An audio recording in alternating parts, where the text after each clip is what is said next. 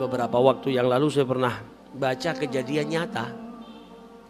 Ada seorang wanita di Riau, tinggal di Riau, dia orang kaya.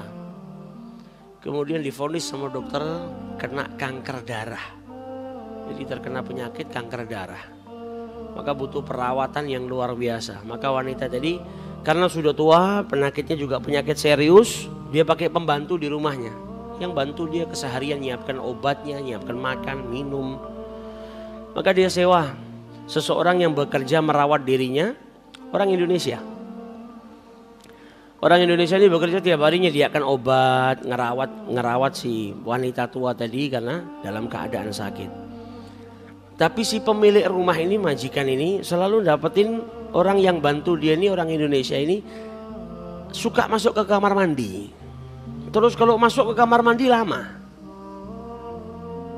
Jadi normalnya orang biasanya ada ke belakang buang air kecil, buang air besar. Biasanya kalau sehari mungkin 4-5 kali. Ini wanita lebih sering daripada itu. Beberapa jam sekali masuk kamar mandi. Kalau sudah di kamar mandi lama. Sampai akhirnya dia panggil itu wanita tadi. Saya ini suka ngeliatin Anda dalam sehari itu sering mondar-mandir masuk kamar mandi. Sudah gitu kalau di kamar mandi lama. Kenapa?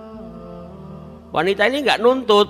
Kau harusnya kerja lebih fokus ke pekerjaanmu. Dia cuma tanya, kenapa kok kau sering mondar-mandir masuk kamar mandi dan kalau di kamar mandi lama? Maka wanita ini malah menangis ketika ditanya. Kemudian dia cerita, sebetulnya 2 bulan yang lalu saya baru melahirkan seorang anak. Saya ini pengantin baru, kemudian saya baru punya anak. Tapi karena keadaan ekonomi kami yang buruk, ketika ada panggilan pekerjaan di sini, maka saya langsung daftar dan saya berangkat. Namanya seorang ibu pasti ada kangennya, ada rindunya kepada anak yang 2 bulan, usianya masih 2 bulan sudah ditinggal. Dan saya masuk ke kamar mandi mondar-mandir itu apa? Karena air susu saya itu masih keluar. Dan karena tidak diminum oleh bayi maka kencang yang luar biasa. Maka saya masuk kamar mandi mengeluarkan air susu saya supaya tidak rasa sakit di dada saya ini. Maka si pemilik rumah ini nangis ngelihat ada saudara seagama, saudara muslimahnya yang karena kekurangan ekonomi tadi sampai harus ninggalkan keluarganya, anak usia 2 bulan ditinggal.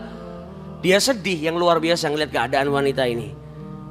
Maka wanita tadi suruh kerja, sudah lanjutkan pekerjaanmu. Ini wanita tua kemudian telepon ke salah satu travel, kemudian membelikan tiket pulang buat yang bantu-bantu dia di rumah tadi, disiapkan tiket pulangnya di hari itu juga. Kemudian dipanggil dari pembantunya, ini tiket pulangmu, kau pulang hari ini supaya kau bisa menyusui anakmu dan ini gajimu 2 tahun. Kontraknya 2 tahun ini, dikasih gajinya 2 tahun. Ini gajimu 2 tahun, kau pergi ke negaramu sekarang, pulang ke sana, susuin anakmu, didik anakmu, rawat anakmu. Kalau setelah 2 tahun kau masih ingin kerja di sini, dikasih nomor teleponnya, saya akan terima kau. Yang penting sekarang kau pulang, kau beri makan anakmu, kau rawat anakmu. Maka wanita tadi pulang akhirnya. Pulang sampai negaranya, sampai Indonesia. Kemudian bisa merawat anaknya karena punya cukup uang untuk 2 tahun. Gajinya 2 tahun diberikan secara cuma-cuma. Ini perempuan setelah bantu si pembantu tadi pulang, beberapa hari setelahnya waktunya check up. Ketika di check up darahnya sama dokter nggak ada penyakitnya, nggak ada kankernya. Sampai dokternya ini bingung, dilakukan pengecekan 2 kali, dilakukan pengecekan 3 kali.